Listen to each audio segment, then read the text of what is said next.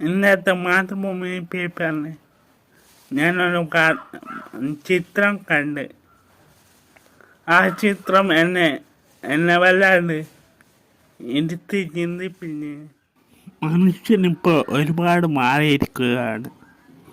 നമ്മുടെ നാടും വീടും കോലവും എല്ലാം മാറിയിരിക്കുകയാണ്.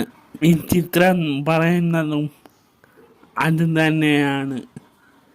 കാടെല്ലാം വെട്ടിത്തെളിച്ച് മനുഷ്യർ റോഡും വീടും ഫ്ലാറ്റും റോഡുകളുമെല്ലാം പണിയുന്നു.